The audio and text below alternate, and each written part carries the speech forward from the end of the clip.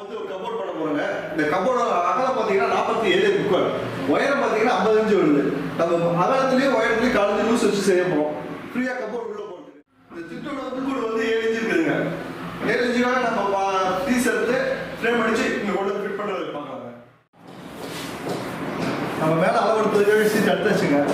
அடுத்த ஷீட்ல வந்து இப்போ வருவ போறோம். மேலே கீழே முக்கால் இன்ச்சு கம்மி வச்சு வருவோம்.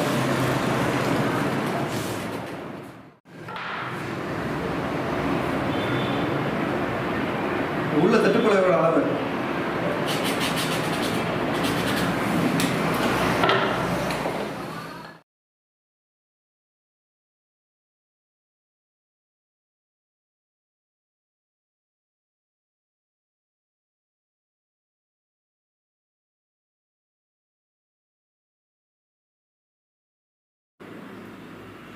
நம்ம இந்த அளவுக்காக நம்ம கட் பண்ணி மைக்கை ஒட்டி ஃபிட்டிங் கொண்டு வந்தாச்சுங்க.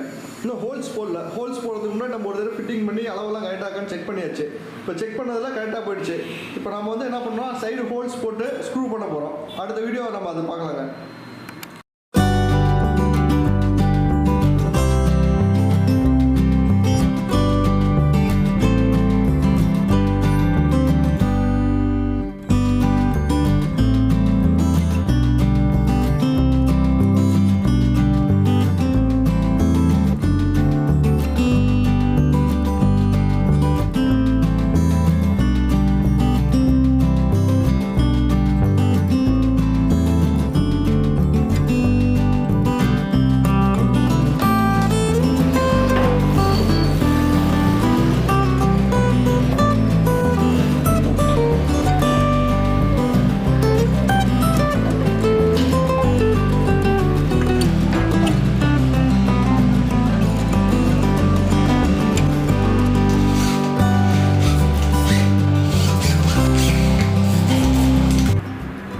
எல்லாம் ஸ்க்ரூ போட்டு ரெடி ஆயிடுச்சுங்க. இப்போ நம்ம தூக்கி ஃபிட்டிங் பண்ண போகிறோம்.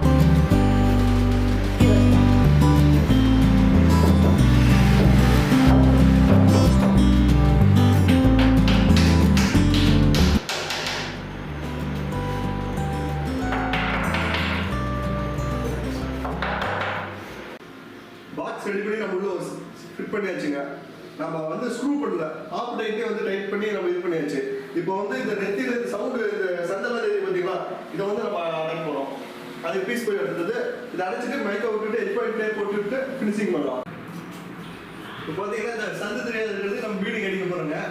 இந்த பீடிங் அடிக்கும் போது பார்த்தீங்கன்னா நம்ம காடி பண்ணியிருக்கிறோம். அந்த மாதிரி இந்த ஸ்டெப் மாதிரி நம்ம காடி பண்ணி வச்சிருக்கோம். அது எதுக்குன்னு கேட்டீங்கன்னா, ஒரு சில இடத்துல செவர் வந்து மட்டமாக இருக்கும், ஒரு சில இடத்துல உள்ள போயிருக்கும். நம்ம இந்த காடி பண்ணி வைக்கும்போது நம்ம எதுக்கு ஃபினிஷிங்காக அப்படியே ஒன்று இதாக அமைஞ்சிடும்.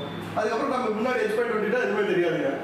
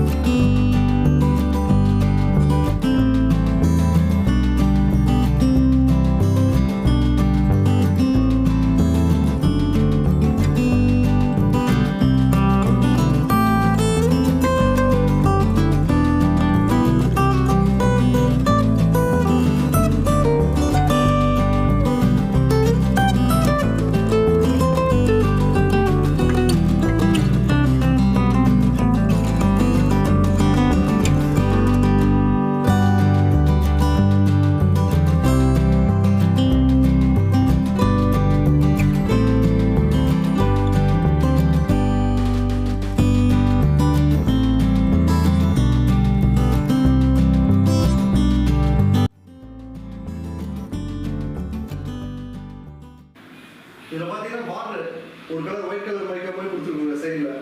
இந்த பார்டர் கொடுத்துட்டு சென்டரில் வந்து இந்த டிசைன் கொடுத்துருவோம். ஏன் பார்டர் கொடுத்துருக்கோன்னு பார்த்தீங்கன்னா, இது வந்து 50 இன்ச்சுக்கு மேலே வருது. 50 இன்ச்சுக்கு மேலே வரும்போது மைக்கா உங்களுக்கு வேஸ்டேஜ் அதிகமாகும். அதனால ஒரு கலர் கொடுத்துட்டா நம்மளுக்கு வந்து வேஸ்டேஜ்லாம் நம்ம ஒட்டிக்கலாங்க.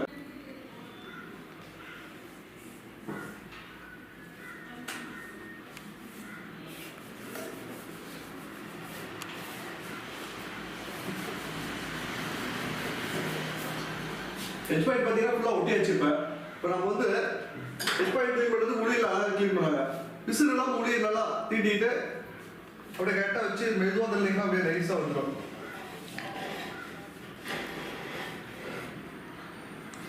இதை க்ளீன் பண்ணிட்டு நம்ம வந்து டிட்டெயில் போட்டு எல்லாத்தையும் சுத்தம் பண்ணால் வேலை முடிஞ்சதுங்க.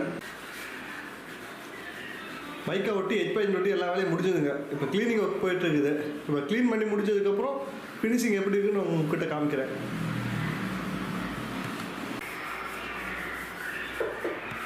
எல்லாம் க்ளீன் பண்ணி முடிச்சாச்சுங்க. முடிச்சு எல்லாமே ஃபினிஷிங் பண்ணியாச்சு. இன்னும் நம்ம இதில் என்ன வேலை பண்ணிக்கணும், நம்மளுக்கு வந்து கண்ணாடி வரணுங்க. கண்ணாடி ஆர்டர் கொடுத்து கண்ணாடி வந்து ஃபிட் பண்ணால் வேலை முடிஞ்சிடுங்க.